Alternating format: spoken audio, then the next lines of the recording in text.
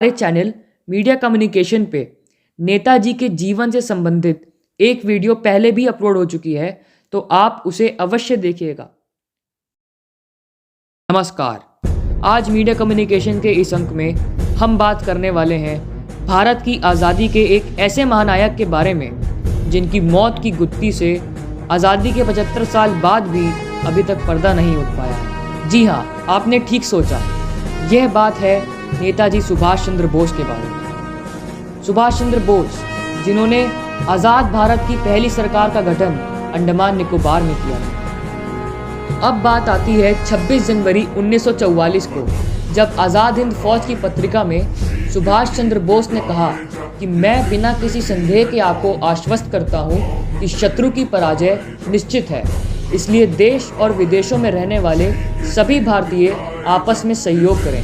समापन की बेला शीघ्र आने वाली है, हम एक साथ कूच करेंगे और अंतिम विजय प्राप्त करेंगे। लेकिन शायद नियति को तो कुछ और ही मंजूर था। नेताजी के भारत पहुंचने से पहले 18 अगस्त 1945 को ताइवान में एक विमान के दुर्घटनाग्रस्त होने की खबर आती है। बाद में एक जापानी न्यूज़ एजेंसी के द्वारा यह पता लगता है कि 22 अगस्त 1945 को नेताजी की मृत्यु हो गई, क्योंकि वो भी इस विमान में मौजूद थे।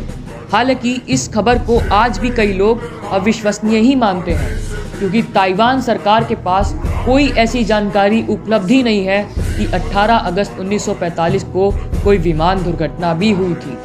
ना तो उस सैनिक अस्पताल में कोई रिकॉर्ड उपलब्ध है कि घायल अवस्था में नेताजी भर्ती हुए हों और 22 अगस्त 1945 को उनकी मृत्यु हो गई हो, और ना ही शमशान घाट में उनके अंतिम संस्कार को लेकर कोई दस्तावेज मौजूद है। 1956 में ताइवान की सरकार ने पुलिस की एक विशेष टीम को इस विमान दुर्घटना की जांच करने का कार्य सौंपा था, और 19 जून 1956 से 30 अगस्त 1956 तक चली इस जांच में अपने 14 पन्नों की रिपोर्ट में पेज नंबर 3 पर वह उस टीम ने लिखा है कि 18 अगस्त 1945 को ताइवान के किसी भी एयरपोर्ट पर कोई विमान दुर्घटनाग्रस्त ही नहीं हुआ था। भारत में भी लोगों ने नेताजी की मृत्यु के समाचार पर उस समय भी विश्वास नहीं किया था, क्योंकि प्रामाणिक जानकारी के अभाव में विश्वास करना मुश्किल ही होता है। लगभग 74 सालों बाद नेताजी सुभाष चंद्र बोस के करीबी आज़ाद हिंद फौज के तोपखाने में सैनिक श्री ललती राम जी ने बिजनेस स्टैंडर्ड नाम के अखबार को एक इंटरव्यू में नेताजी के बारे में बताते हुए कहा कि जब नेताजी के विमान दुर्घटना की खबर आई तो उसके कुछ घंटों के बाद नेताजी उनकी ब्रिगेड के साथ में थे। ललती राम जी के इस वक्तव्य के काफ़ी सालों पहले से ही मीडिया के माध्यम से नेताजी की मृत्यु से संबंधित रिपोर्ट आती रही हैं। इन्हीं रिपोर्ट्स में कईयों ने देशवासियों का ध्यान फैज़ाबाद में रहने वाले गुमनामी बाबा या भगवान जी की ओर आकृष्ट किया है, जिनका हुलिया नेताजी से काफ़ी मेल खाता था। यह गुमनामी बाबा 1970 में उत्तर प्रदेश में दिखाई देते हैं। ये कहाँ से आए किसी को नहीं पता, न किसी ने जानने की कोशिश की। BBC न्यूज़ हिंदी की खबर के अनुसार शुरुआत में यह अयोध्या की लाल कोठी में एक किराएदार के तौर पर रहा करते थे। फिर कुछ दिनों के बाद यह बस्ती चले गए, लेकिन फिर वापस आ गए। उसके बाद अयोध्या सब्जी मंडी के बीच लखनऊवा हाता में बेहद गुप्त तरीके से रहे थे। अपने अंतिम समय में गुमनामी बाबा के नाम से प्रसिद्ध हो रहे भगवान जी फैज़ाबाद के राम भवन में पीछे के 2 कमरे के मकान में रहे थे। 16 सितंबर 1985 को गुमनामी बाबा या भगवान जी का निधन हो गया, लेकिन निधन के 2 दिन बाद इनका अंतिम संस्कार गोपनीय तरीके से कर दिया गया। इतनी गोपनीय तरीके से कर दिया गया कि इनकी मौत का डेथ सर्टिफिकेट ही जारी नहीं हुआ। लेकिन लोगों के आश्चर्य का कोई ठिकाना तब नहीं रहा जब गुमनामी बाबा का सामान देखा जाने लगा। दैनिक भास्कर की खबर के अनुसार गुमनामी बाबा के एक बक्से में नेताजी सुभाष चंद्र बोस के परिवार की फ़ोटो मिली है। एक फ़ोटो में नेताजी के पिताजी जानकी नाथ, माँ प्रभावती देवी, भाई बहन सुभाष चंद्र बोस के भतीजे भतीजी दिखाई दे रहे हैं। ब्रिटेन का बना हुआ टाइपराइटर, जर्मनी में बनी दूरबीन जो कि जर्मन सैनिक प्रयोग करते थे, वह भी मिली है। गुमनामी बाबा के मकान मालिक का कहना था कि कर्नल निजामुद्दीन ने उन्हें फ़ोन कर कर बताया कि नेताजी ऐसे ही दूरबीन अपने पास रखते थे। उनके बक्से में जापान की कॉकरी के साथ साथ 3 घड़ियां, रोलेक्स, ओमेगा और क्रोनो सहित 3 सिगार केस भी मिले हैं, बिल्कुल वैसे ही जैसे नेताजी के पास हुआ करते थे। इनके साथ ही जर्मनी की बनी हुई पैक सुइयां भी मिली हैं।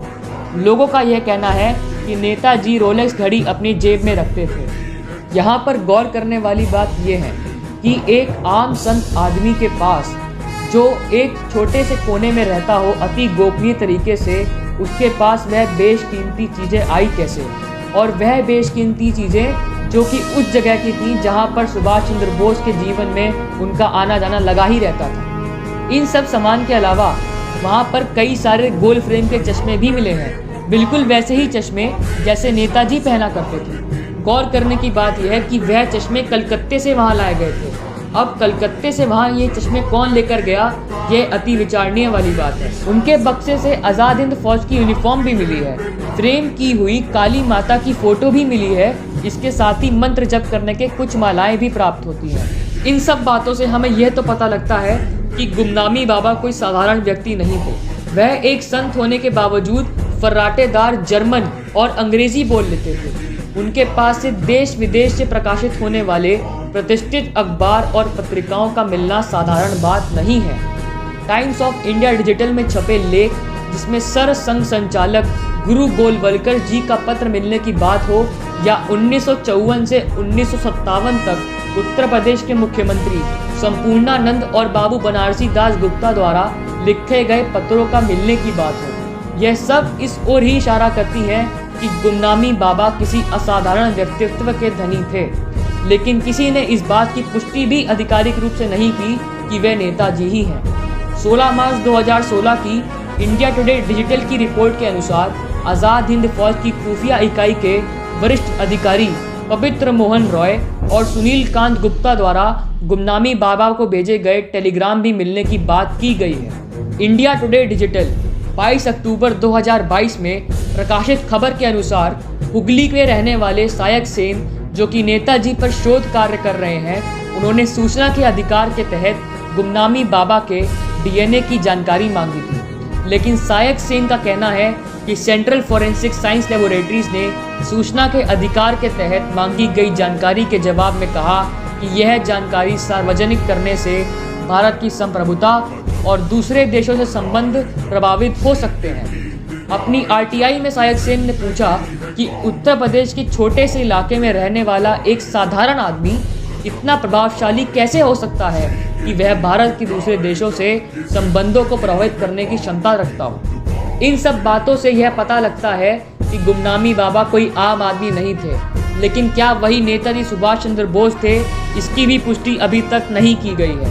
हाँ, यह जरूर सोचनीय और विचारणीय है कि आखिर नेताजी की मृत्यु की गुत्थी कब सुलझेगी। आशा करते हैं आपको आज की वीडियो पसंद आई होगी। अगर आपको पसंद आई तो आप प्लीज़ उसे लाइक करें, शेयर करें और चैनल को सब्सक्राइब करें। धन्यवाद।